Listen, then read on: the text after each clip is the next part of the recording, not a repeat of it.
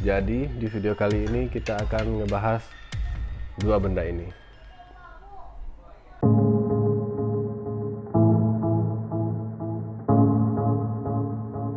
Oke, kita langsung aja masuk ke benda yang pertama. Jadi benda ini dikenal dengan nama karambit. Tapi di Minang sendiri, kita orang Minang menyebutnya kurambi. Jadi kurambi ini dibuat oleh pendekar Minang terinspirasi dari kuku harimau, karena banyaknya harimau Sumatera yang berkeliaran di Minangkabau pada masa itu. Kurambi ini bentuknya setahu saya ada dua macam. Yang pertama yaitu bentuknya kayak gini, siku-siku kayak gini. Merupakan keramik Minang. Sedangkan ada yang tipe kedua yaitu melengkung kayak lingkaran. Kalau itu keramik Jawa.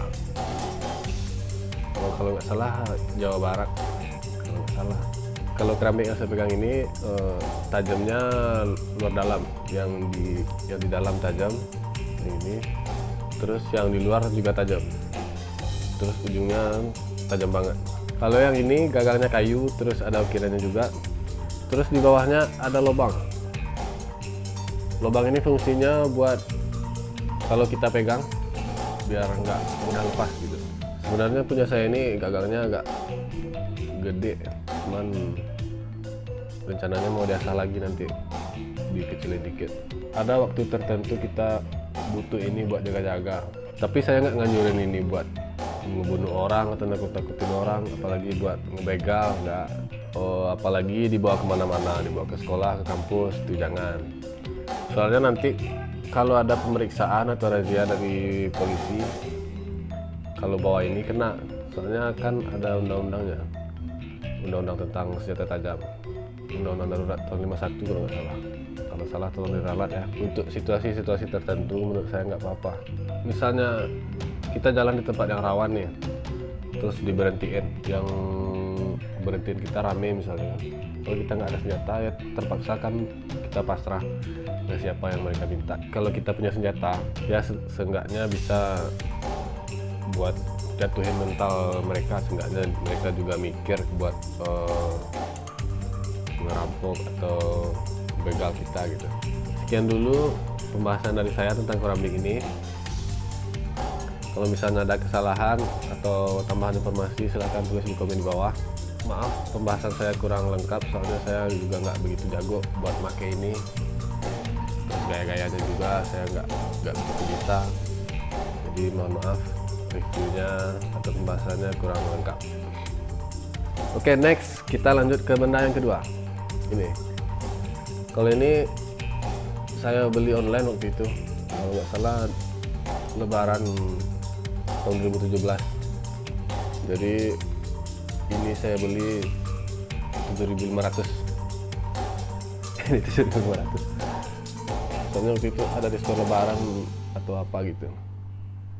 Ini bentuknya ini pisau, cuman berbentuk kartu, terus bisa ditaruh-taruh di dompet gitu. Bisa ditaruh di dompet. Oke, ini cara ngebukanya. Ini ada bulat, ini dibuka dulu, terus gini ya, terus gini. Ini ada kayak sampai bunyi gitu, sampai bunyi klik. Nah kayak gini. Kalau ini sisinya cuma satu yang tajam, sisi yang di bawah, cuma sisi yang di atas nggak tajam. Terus dari ininya plastik, cuman ini nggak tahu ya asli atau enggak, soalnya katanya ada yang asli dan ininya dari besi. Cuman kalau ini dipakai buat jaga-jaga, kalau menurut saya ini kurang efektif ya. Soalnya kalau buat jaga-jaga ini kan disimpannya di dompet, terus kita misalnya ditodong nih atau diberhentiin, terus kita mau pakai ini buat jaga diri, kita harus buka dompet dulu, terus kuralin ini dulu, terus buka ini dulu kan, terus masang ini dulu kayak gini.